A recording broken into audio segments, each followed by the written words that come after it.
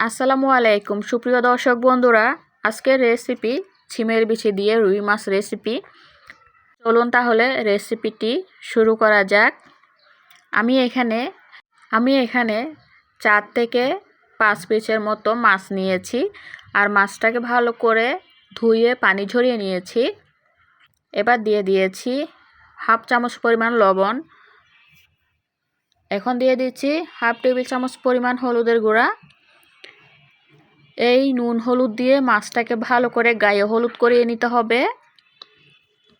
মাছটাকে ডলে ডলে গায়ে হলুদ দিতে হবে ভালো করে, যাতে প্রত্যেকটা মাছের মধ্যে গায়ে হলুদ হয় ঠিকমতো।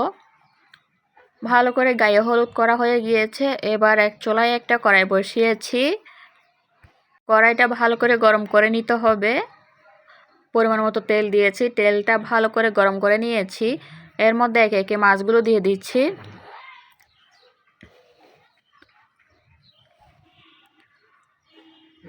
তো মাছগুলো দিয়ে দিলাম। এবার মাছটাকে হালকা ব্রাউন করে ভেজে নিতে হবে। একটা পাশ যখন ব্রাউন হয়ে আসবে এ পর্যায়ে উল্টিয়ে দিতে হবে। এই মাছটা বেশি ভেজে নেওয়া যাবে না, কারণ মাছটা খুবই তাজা, একদমই তাজা ছিল। আর বেশি ভেজে নিলে কিন্তু মাছটা ভালো লাগবে না, কারণ বেশি যদি ভেজে নেওয়া হয় তাহলে মাছের আসল টেস্ট পাওয়া যাবে না। তো একটা পাশ ব্রাউন করে ভেজে নেওয়া হয়ে গেল। এবার আরেকটা পাশ উল্টিয়ে দিয়েছি। মাছটা উঠিয়ে নিচ্ছি। মাছটা আমাদের ফ্রাই করা হয়ে গিয়েছে। এবার উঠিয়ে নিচ্ছি একটা বাটির মধ্যে। চাইলে আপনারা মাছটা না ভেজেও রান্না করতে পারেন, সেটাও কিন্তু খুবই ভালো লাগে খেতে। তো আমি একটু ফ্রাই করে নিয়েছি আর কি। চুলায় একটা ফ্রাই প্যান বসিয়েছি। এর মধ্যে আমি পরিমাণ মতো তেল দিয়েছি। তেলটা যখন গরম হয়ে আসবে হালকা, এর মধ্যে আমি আদা রসুন বাটা দিয়ে দিলাম।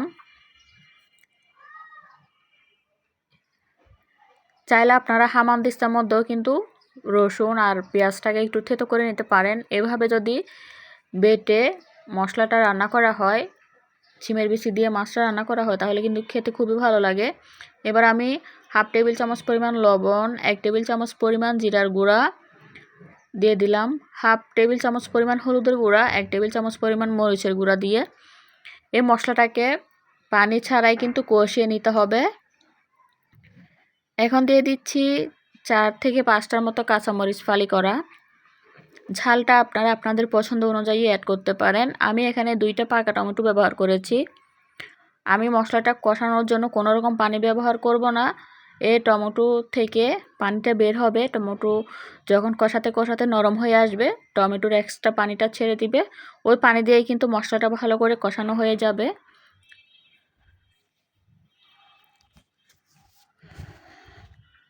কষিয়ে কিন্তু আমাদের টমেটোটা নরম করে নিতে হবে।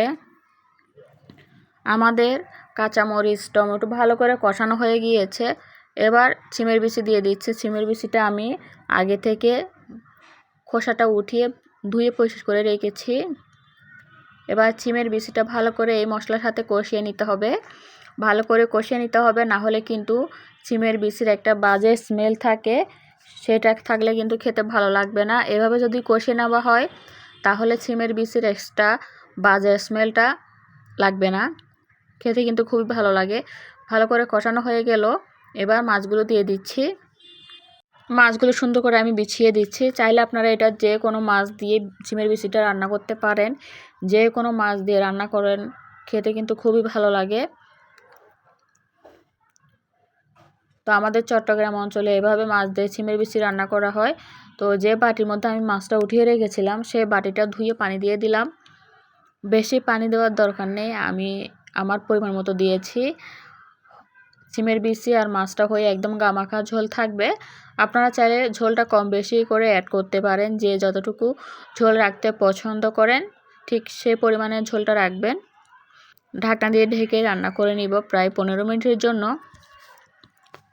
এটা লো আছে আমি ছিমের বিচিটাকে সেদ্ধ করে নিয়েছি। এবার ঢাকনাটা উঠিয়ে আমি ফ্রেশ ধনিয়া পাতা ছড়িয়ে দিব। এই যে দেখুন, মাছের কালারটা কিন্তু অসাধারণ হয়েছে।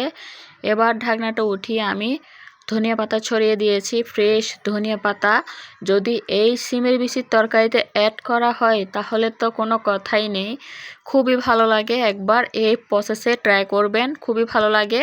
আর বাসায় এভাবে রান্না করে কমেন্টে জানাবেন যে রেসিপিটা কেমন হয়েছে।